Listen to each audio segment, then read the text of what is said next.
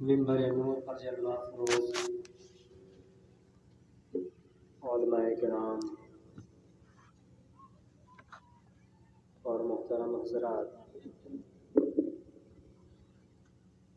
اور تمام سامعین اہل سنت، السلام علیکم ورحمۃ اللہ وبرکاتہ۔ وعلیکم السلام ورحمۃ اللہ۔ آپ کے جواب سے ایسا لگ رہا ہے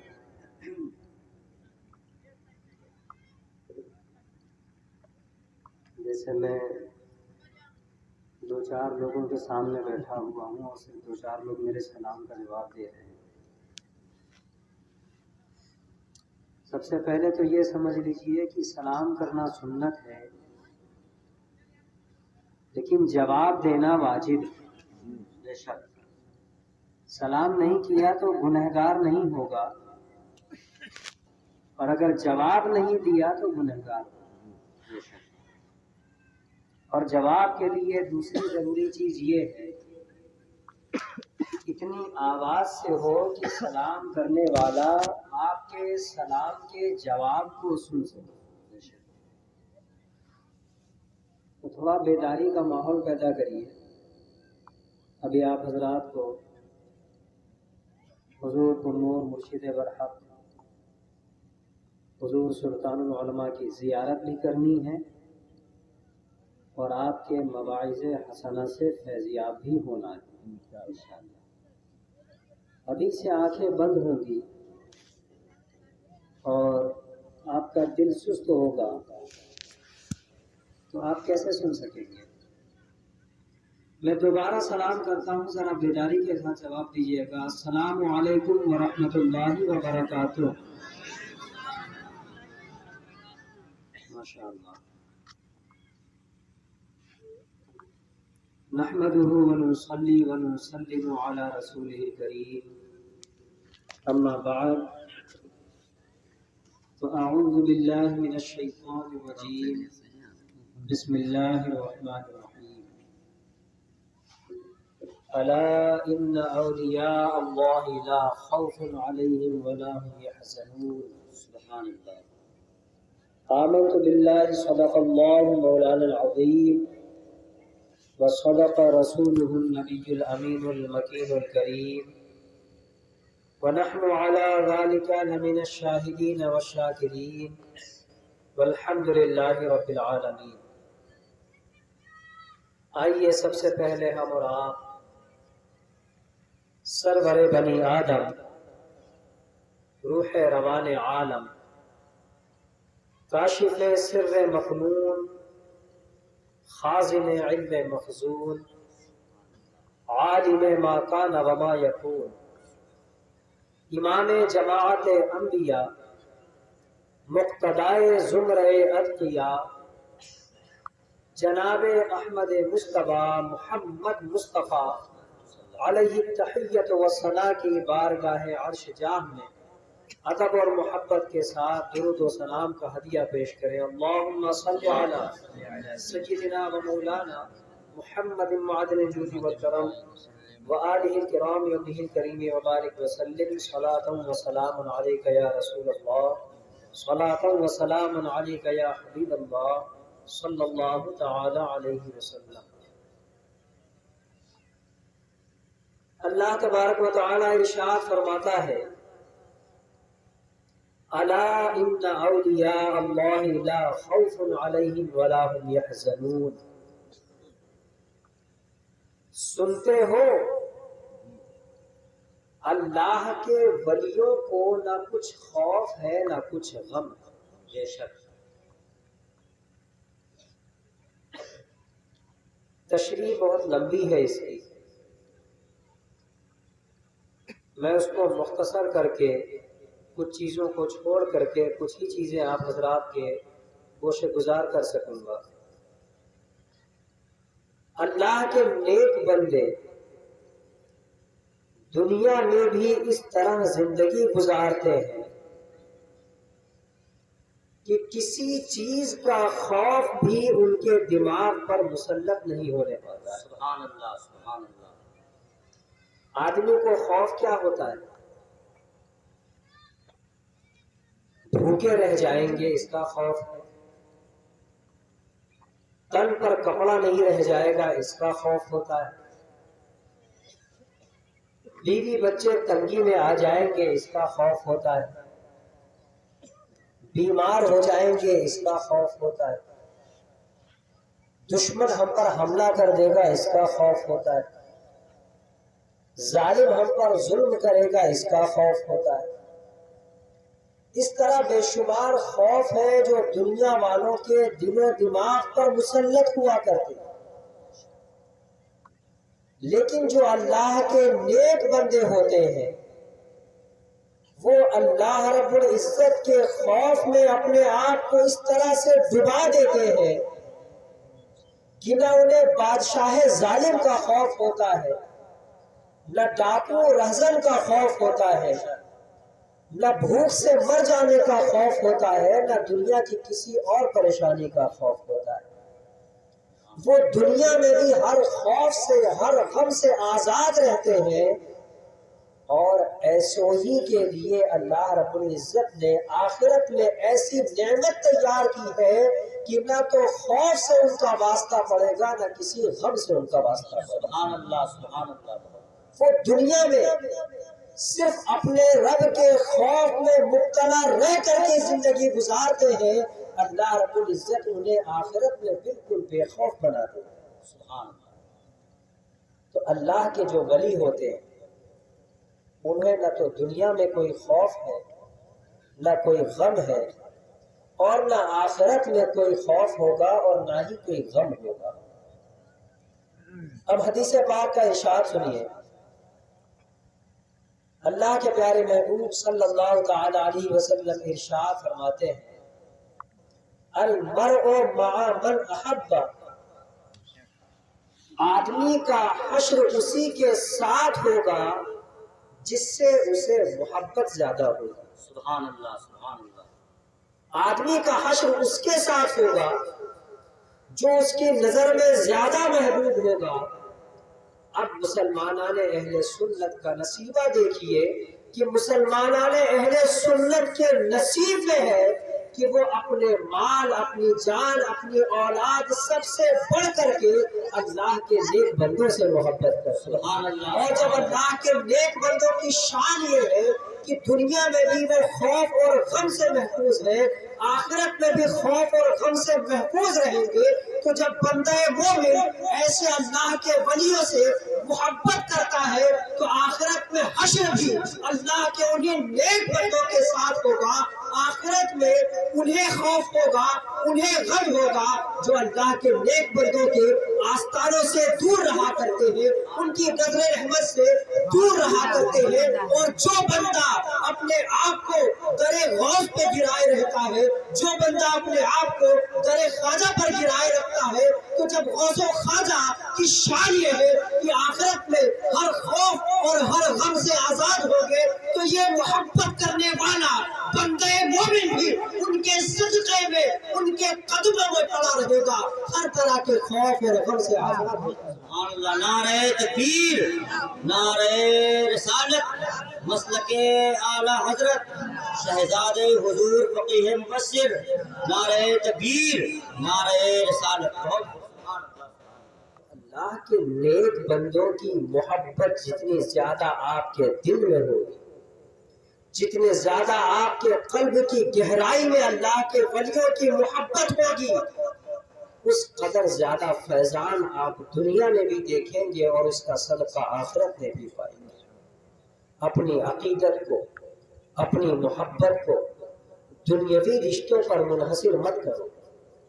اصل محبت، اصل عقیدت اللہ و رسول کی محبت کے صدقے میں ہونا چاہیے۔ اللہ کے ولیوں سے ہم محبت کیوں کرتے ہیں؟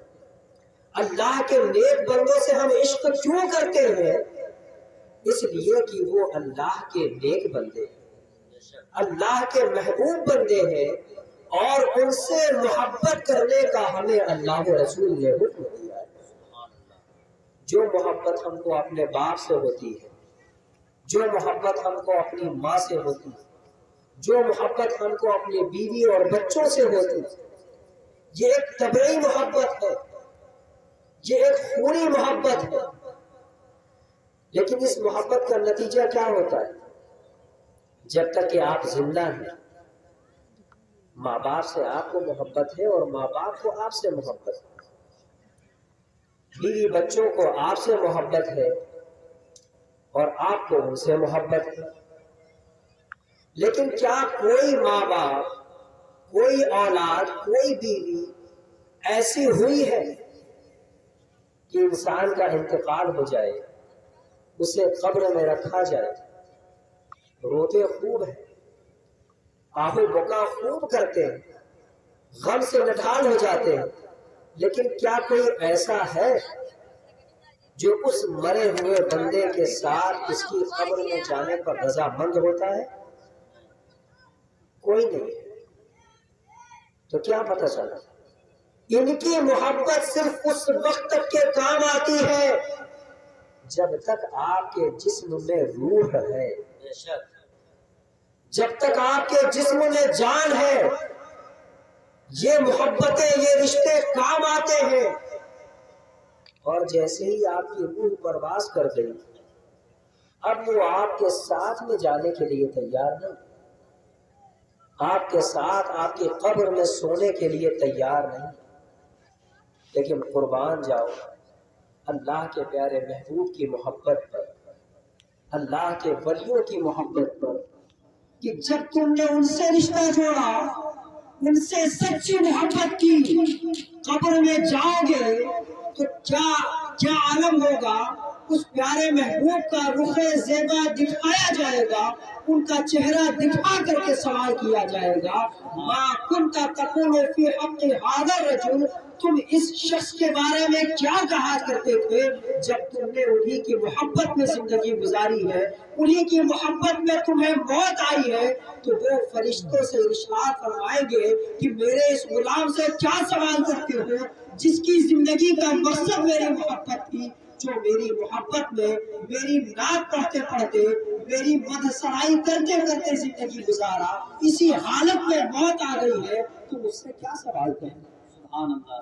تو مسلمانوں، کل قبر میں جب تمہیں موت آئے گی، وہاں تمہارے ماں باپ کی محبت کام نہیں آئے گی، لیکن اللہ کے پیارے محبوب سے جو تم نے سچی محبت کی ہوگی، سرکار بغداد سے سچی محبت کی ہوگی، سرکار اجمیر سے سچی محبت کی ہوگی، ان کا رخ زیبا کل قبر میں تمہارے سامنے جلوہ افروز ہے۔ سبحان اللہ، سبحان اللہ۔ وہ پیارا جلوہ، وہ نورانی جلوہ تمہاری رہنمائی کرے گا، تمہیں سکون فراہم کرے گا، نکیرین کے سوالات سے تمہیں محفوظ فرمائیں گے۔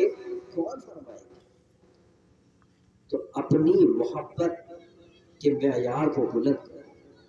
تم صرف ماں باپ، بیوی بچوں اور دنیا والوں کی محبت میں اپنے آپ کو مست کیے ہوئے ہو، تم محبت کرو تو ان سے کرو کہ وہ محبت دنیا میں بھی تمہارے کام آئے، قبر میں بھی تمہارے کام آئے، اور کل بروز حشر بھی تمہارے کام آئے۔ سبحان اللہ، سبحان اللہ۔ سرکار غوث پاک رضی اللہ تبارک و تعالی عنہ کا مہینہ چل رہا ہے، آپ کی مناسبت سے آپ کی سیرت مبارکہ کا ذکر نہ ہو تو بیان ادھورا رہ جائے گا۔ میرے آقا حضور غوث پاک رضی اللہ تبارک و تعالی عنہ مادر ذات نبی، جب آپ اپنے والدہ کی شکم مبارک میں تھے، اس وقت بھی آپ سے کرامت کا ظہور ہوا تھا۔ سبحان اللہ، سبحان اللہ۔ ابھی ماں کے شکم سے باہر نہیں آئے ہیں اور کرامتوں کا ظہور ہونا شروع ہو گیا ہے۔ آپ کی والدہ ماجدہ خود فرماتی ہے کہ میرا عبد القادر میرے پیٹ میں تھا، میرے شکم میں تھا، پڑوسی کے گھر ایک انگور کا درخت تھا اور اس کے گچھے میرے گھر کے آنگن میں لٹک رہے تھے۔ ایسا ہوتا ہے کہ جب ماں عورت حاملہ ہوتی ہے تو سادی چیزیں جو عام طور سے کھائی جاتی ہیں وہ اس کو کھانے کا دل نہیں کرتا ہے، کچھ الگ ہٹ کے لذیذ چیزیں کھانے کا زیادہ ہی دل کرتا ہے۔ تو عام طور سے انسان صبر کرتا ہے اور برداشت کر لے جاتا ہے، لیکن اس حالت میں خواہش زیادہ بڑھ جاتی ہے، خصوصاً کھٹی چیزوں کے بارے میں۔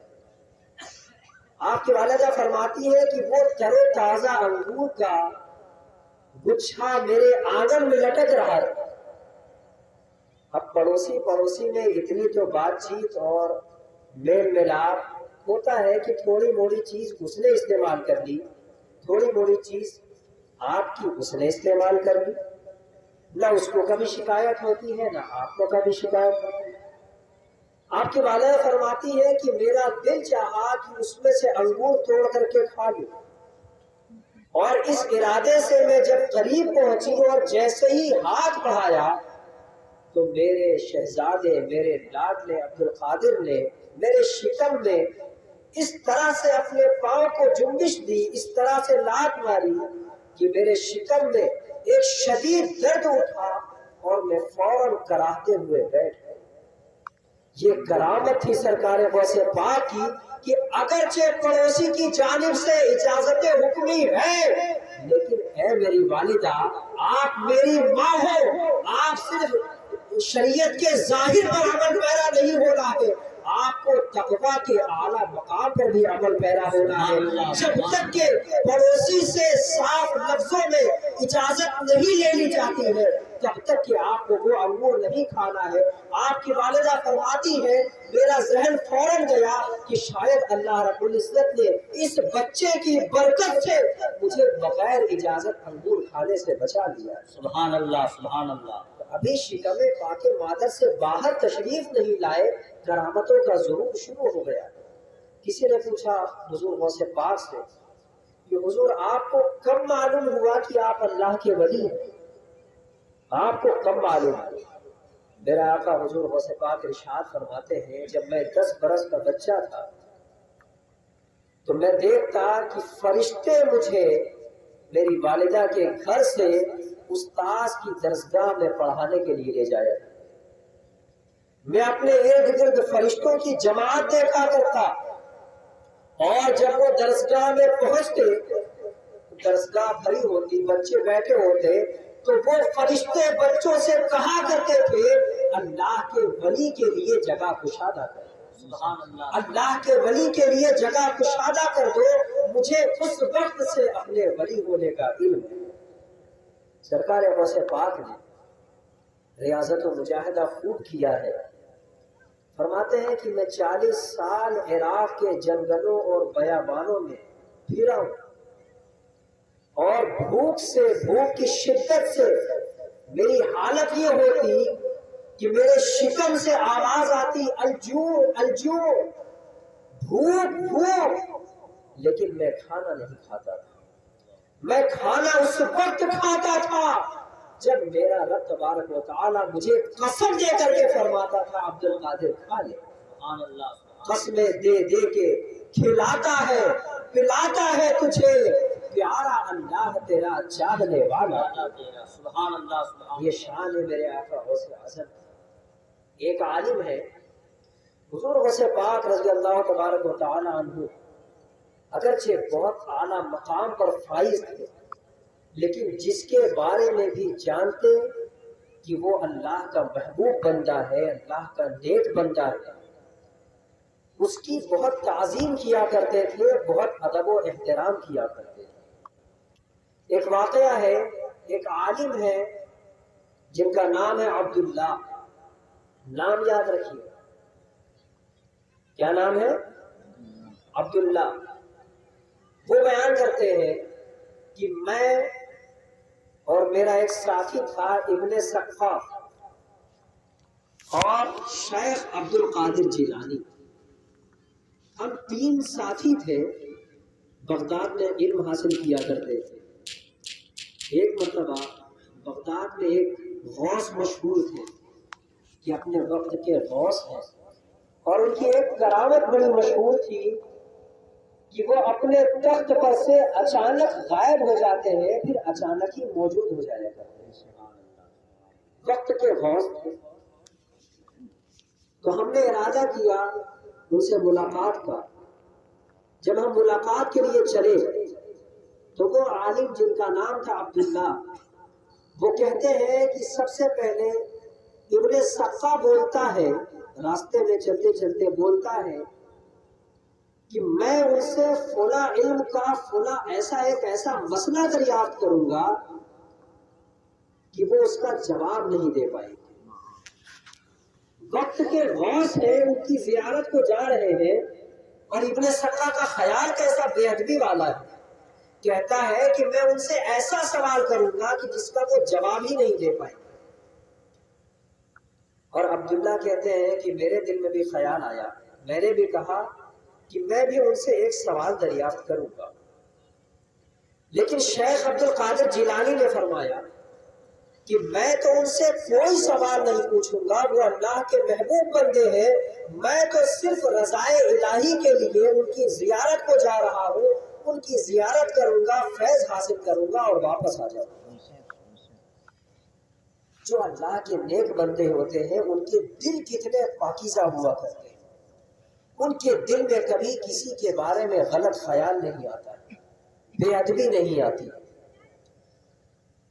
فرماتے ہیں وہ عالم کہ ہم لوگ پہنچے تو وہ شیخ اپنے تخت پر موجود نہیں تھے، ہم لوگ بیٹھے تھے کہ اتنے میں اچانک وہ اپنے تخت پر رونق افروز ہو گئے، اور ایک دم جلال کے عالم میں، غیظ و غضب کے عالم میں ارشاد فرماتے ہیں، اے ابن سقا، تو بے ادب ہے، گستاخ ہے، تو نے کیا سوچا تھا کہ میں ایسا سوال کروں گا کہ میرے پاس اس کا جواب نہیں ہوگا؟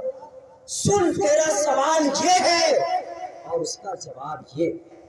سبحان اللہ سبحان اللہ۔ ابن سقا پر ناراض ہوئے اور فرمایا، میں دیکھ رہا ہوں کہ تو کفر کی آگ میں گرفتار ہو کر کے مرے گا، اللہ تو کفر کی آگ میں گرفتار ہو کر کے مرے گا۔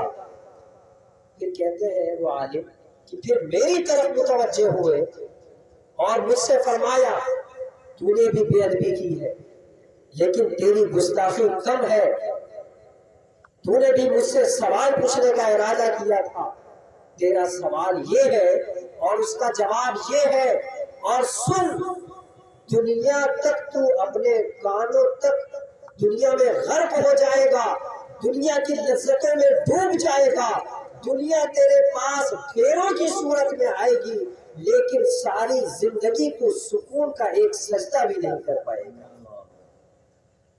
اور حضور غوث پاک کی طرف متوجہ ہوتے ہیں تو آپ کا سارا غیظ و غضب ختم ہو جاتا ہے، سارا جلال ختم ہو جاتا ہے، مسکراتے ہیں، چہرے پر خوشی کے آثار ہوتے ہیں۔ حضرت شیخ عبد القادر جیلانی کو اپنے پاس بلا کر کے اپنی مسند پر بٹھاتے ہیں اور ارشاد فرماتے ہیں کہ میری یہ آنکھیں دیکھ رہی ہے کہ ایک وقت ایسا آئے گا کہ تم منبر پر کھڑے ہو کر کے ارشاد فرماؤ گے، قدمی ہاذا علی رقبتی کل ولی اللہ، میرا یہ قدم تمام اولیاء اللہ کے گردنوں پر ہے، اور میں دیکھ رہا ہوں کہ اس وقت روئے زمین پر جتنے بھی ولی ہوں گے سب کے سب تمہارے قدموں کے آگے اپنی گردنوں کو جھکا دیں۔ سبحان اللہ سبحان اللہ۔ بہت یہ مقام ملا ہے حضور غوث پاک کو، تو کیوں ملا ہے؟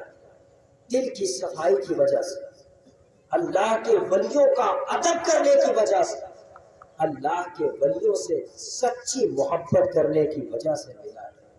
تو تمہارے آقا، تمہارے مولا حضور غوث پاک کی روش اور سیرت کیا ہے کہ جب اللہ کے نیک بندوں کی بارگاہ میں زیارت کے لیے حاضر ہو تو صرف اور صرف اللہ کی رضا کے لیے زیارت کرنا تمہارا مقصود ہونا چاہیے۔ تمہارا دنیاوی جھگڑا، دنیاوی معاملہ یہ مقصود نہ ہو، ان کا امتحان لینا، ان کی آزمائش کرنا یہ تمہارا مقصود نہیں ہونا چاہیے۔ ادب کے دائرے میں رہ کر کے آخرت کی نعمت حاصل کرنے کے لیے ان کی بارگاہ میں حاضر ہو۔ وہ عالم فرماتے ہیں کہ جیسا ان غوث نے ارشاد فرمایا تھا ہم سب کے ساتھ ویسا ہی ہوا۔ وہ وقت ہے اور آج کا وقت ہے، دنیا میں عزت اور شہرت خوب ملی، دنیا کی دولتیں انبار کی شکل میں میرے پاس ہے، لیکن ایک سجدہ بھی مجھے سکون کا نصیب نہیں۔ میں بہت چاہتا ہوں، میں بہت بے قرار ہوتا ہوں کہ اپنے رب کی بارگاہ میں ایک سجدہ سکون کا کر لوں، لیکن ایک سجدہ سکون کا کرنے کی توفیق نہیں ملتی ہے۔ اور ابن سقا کے بارے میں جیسا فرمایا تھا ویسا ہی ہوا۔ ایک عیسائی عورت پر فریفتہ ہوا، ایک عیسائی لڑکی پر عاشق ہوا اور اس کی محبت میں عیسائی مذہب اختیار کیا، مذہب اسلام سے پھر گیا۔ اور شیخ عبد القادر جیلانی کے بارے میں جیسا فرمایا تھا ہم نے اپنی آنکھوں سے دیکھا کہ واقعی میں اللہ رب العزت نے وہ مقبولیت عطا فرمائی ہے کہ اس زمانے میں کسی اور کو ایسی مقبولیت حاصل نہیں، ایسا مقام اللہ نے عطا فرمایا ہے۔ یہ کس وجہ سے؟ اللہ کے ولیوں کا سچا ادب کرنے کی وجہ سے، اللہ کے ولیوں کی تعظیم کرنے کی وجہ سے۔ میرے آقا حضور غوث پاک ارشاد فرماتے ہیں، آپ اپنے منبر واعظ پر عین واعظ کے درمیان جس وقت آپ کی مجلس واعظ میں سینکڑوں اولیاء کرام مشائخ اعظام موجود تھے، میرے آقا حضور غوث پاک ارشاد فرماتے ہیں کہ جب میں فارغ التحصیل ہوا، درس نظامی وغیرہ پڑھ کر کے جو کتابیں مدارس میں پڑھائی جاتی تھی ان کو پڑھ کر کے جب میں فارغ ہوا تو لوگوں نے مجھ سے کہا کہ آپ واعظ کہیے۔ اس وقت حضور غوث پاک اس طرح سے لوگوں میں ایک اپنی شناخت اور پہچان نہیں رکھتے، تو حضور غوث پاک نے ان کو جواب دیا کہ میں عربی نہیں ہوں، میں عجمی ہوں، اور بغداد اہل عرب کا شہر ہے، یہاں فصیح و بلیغ عربی بولنے والے مشائخ موجود ہیں، بڑے بڑے فصحاء و بلغاء موجود ہیں، ان کے بیچ میں کیسے بات کروں؟ فرماتے ہیں کہ میں کیا دیکھتا ہوں کہ حضور اکرم نور مجسم سرور عالم صلی اللہ تعالی علیہ وسلم تشریف لاتے ہیں اور ارشاد فرماتے ہیں، اے میرے شہزادے تم واعظ کیوں نہیں کہتے؟ میں نے عرض کیا یا رسول اللہ میری زبان ہی نہیں کھلتی ہے، اہل عرب ہے یہ، میں عجمی ہوں، ان کے جیسی عربی کہاں بول سکتا ہوں؟ تو میرے آقا نے ارشاد فرمایا اپنا منہ کھولو۔ میں نے اپنا منہ کھولا تو حضور نے 7 مرتبہ اپنا لعاب دہن میرے منہ میں ڈالا۔ سبحان اللہ سبحان اللہ۔ اس کے بعد پھر لوگوں نے مجھ سے کہا واعظ کہیے۔ میں نے دیکھا کہ مجمع میں بڑے بڑے فصیح و بلیغ وقت کے مشائخ بڑے بڑے علماء موجود ہیں، ان کو دیکھ کر کے میں پھر حیران رہ گیا، میری زبان پھر بند ہو گئی۔ میں کیا دیکھتا ہوں کہ مولا کائنات سیدنا علی مرتضیٰ تشریف لاتے ہیں، سبحان اللہ۔ ارشاد فرماتے ہیں اے میرے بیٹے واعظ کیوں نہیں کہتے؟ میں نے عرض کیا اے میرے پدر بزرگوار یہ اہل عرب ہے، فصیح و بلیغ عربی بولنے والے، ان کے سامنے میری زبان نہیں کھلتی۔ انہوں نے بھی ارشاد فرمایا اپنا منہ کھولو۔ میں نے اپنا منہ کھولا تو مولا کائنات نے 6 مرتبہ میرے منہ میں اپنا لعاب دہن ڈالا۔ حضور نے 7 مرتبہ ڈالا تھا، مولا کائنات نے 6 مرتبہ ڈالا۔ میں نے عرض کیا اے میرے پدر بزرگوار آپ نے 6 ہی مرتبہ ڈالا، 7 مرتبہ کیوں نہیں؟ تو مولا کائنات ارشاد فرماتے ہیں رسول اللہ کے ادب کی وجہ سے میں رسول اللہ کی برابری نہیں کر سکتا ہوں۔ حضور غوث پاک ارشاد فرماتے ہیں ظہر کی نماز کا وقت ہو گیا، ظہر کی نماز میں حاضر ہوا تو پوری مسجد نمازیوں سے لبالب بھری ہوئی تھی۔ اس سے پہلے ایسے نمازی نہیں آتے تھے، لیکن نہ جانے کیا ہوا اس دن ظہر کی نماز میں پوری مسجد اندر سے لے کر کے باہر تک بھری ہوئی تھی۔ بڑے بڑے اکابر علماء مشائخ اولیاء اس مجلس میں موجود تھے۔ مجھ سے پھر کہا گیا کہ اے شیخ واعظ کہیے۔ میں منبر پر رونق افروز ہوتا ہوں تو میں خود حیران ہوں، ایسے ایسے کلمات ایسے ایسے الفاظ میری زبان سے خود بخود نکلتے چلے جا رہے تھے کہ وہ سارے مشائخ، سارے علماء انگشت بدلتا تھے کہ کیا یہ وہی شخصیت ہے جو پہلی مرتبہ بات کہہ رہی ہے اور اس طرح سے کہہ رہی ہے کہ کبھی ہم عربی ہونے کے بعد بھی کبھی اتنے فصیح و بڑی انداز میں ہم بھی نہیں کہہ سکتے۔ سبحان اللہ، سبحان اللہ۔ میرے آقا حضور غوث پاک نے سب کو حیران کر دیا۔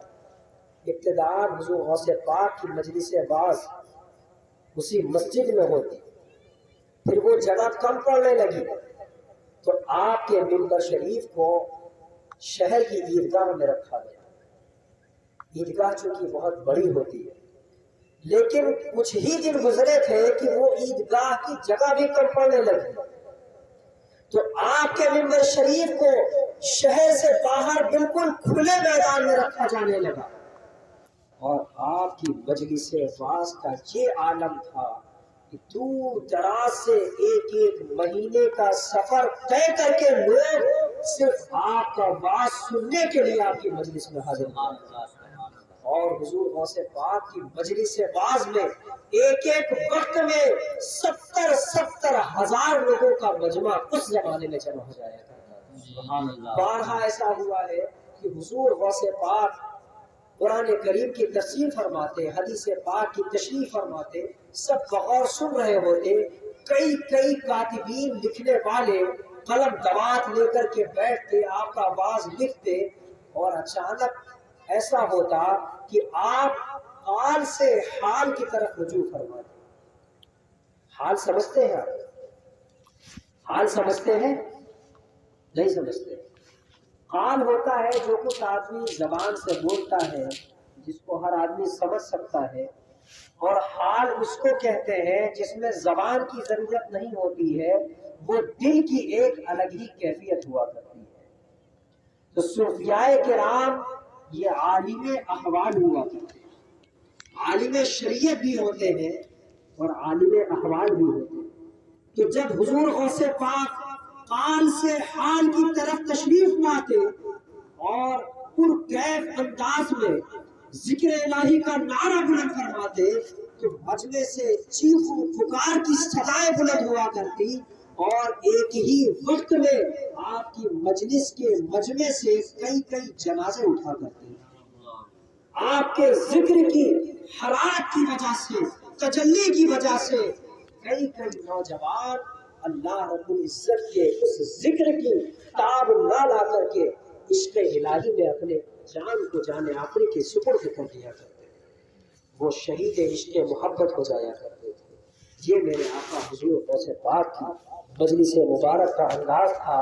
ایسی ہی مجلس مبارک میں جب 100 اولیاء کرام آپ کی مجلس واعظ میں شریک تھے، موجود تھے، عین باز کے درمیان حضور غوث پاک نے اچانک ارشاد فرمایا، قدمی ھذا علی رقبۃ کل ولی اللہ، میرا یہ قدم تمام اولیاء اللہ کی گردنوں۔ حضرت شیخ علی ہیتی، حضرت شیخ ابو مدینی، اور اسی طرح بے شمار اولیاء کرام اسی مجلس میں موجود تھے۔ یہ سب بڑے بڑے اکابر اولیاء مانے جاتے تھے اس زمانے میں۔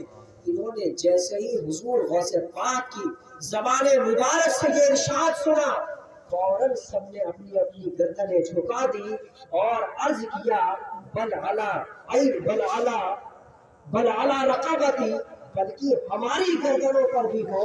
اور حضرت شیخ علی بن ہیتی فرماتے ہیں کہ میں نے آگے بڑھ کر کے آپ کا قدم مبارک اٹھا کر کے اپنے سروں پر رکھ لیا اور عرض کیا، بل علی رقبتی، بلکہ میری گردنوں پر۔ یا سرکار غوث پاک فرماتے ہیں کہ جیسے ہی میں نے سرکار غوث پاک کا قدم ناز اپنے سروں پر رکھا تو تحت الثری سے لے کر کے عرش اعظم تک جو کچھ تھا سب مجھ پر روشن ہو گیا۔ سبحان اللہ، سبحان اللہ، بہت خوب۔ یہ میرے آقا حضور غوث پاک کے قدم مبارک کا عالم ہے کہ جس نے آپ کے قدم کو اپنے سر پر رکھا، تحت الثری سے لے کر کے عرش تک کے جو عالم تھا سب اس کی نظروں میں روشن ہو گیا۔ مشائخ فرماتے ہیں کہ آپ کا یہ ارشاد اگرچہ آپ نے بغداد میں کھڑے رہ کر فرمایا تھا، لیکن یہ آپ نے اپنی طرف سے نہیں کہا تھا۔ ایک بزرگ فرماتے ہیں کہ میرے والد ماجد اسی مجلس میں موجود تھے، انہوں نے بھی اپنی گردن جھکائی تھی۔ میں نے اپنے والد سے پوچھا کہ کیا شیخ عبد القادر جیلانی نے اپنی طرف سے کہا تھا یا ایسا کہنے کا انہیں حکم دیا گیا؟ تو فرماتے ہیں کہ میرے والد ماجد نے جواب دیا، اپنی طرف سے نہیں کہا تھا، انہیں ایسا کہنے کا حکم دیا گیا تھا۔ تو بارگاہ الہی سے حکم ہوا تھا فرماؤ، تو انہوں نے فرمایا تو یہ حکم الہی تھا تو دنیا میں جہاں بھی جس ولی نے جو جہاں بھی تھا مصروف عبادت اور غریب کے کان تک کے آپ کا یہ ارشاد گرامی پہنچایا گیا، اور جس نے جہاں اپنا ارشاد گرامی سنا وہیں بیٹھے بیٹھے اپنی نظروں سے جگہ دیا سرکار خواجہ غریب نواز جو آج ہندوستان کے بادشاہ ہیں۔ اپنے وقت سے لے کر کے آج تک بادشاہ ہند ہے، اور جتنے اولیاء ہندوستان میں تشریف لائے وہ سب کے سب سرکار خواجہ کے ماتحت ہے، سرکار خواجہ کے نائب ہے، سرکار خواجہ کے زیر حکم ہے۔ سرکار خواجہ غریب نواز کو جو یہ منصب ملا، جو یہ امامت ملی، جو یہ عظمت ملی، جو ہندوستان کی بادشاہی ملی، وہ کس وجہ سے ملی ہے؟ سرکار خواجہ غریب نواز اس ارشاد کے وقت جب میرے آقا غوث اعظم نے فرمایا تھا میرا یہ قدم تمام اولیاء اللہ کے گردنوں پر ہے، اس وقت سرکار خواجہ غریب نواز عالم شباب میں تھے، جوانی کے عالم میں تھے، اور خراسان کے ایک پہاڑ کی غار میں مصروف عبادت، پہاڑ کے غار میں عبادت میں مصروف تھے۔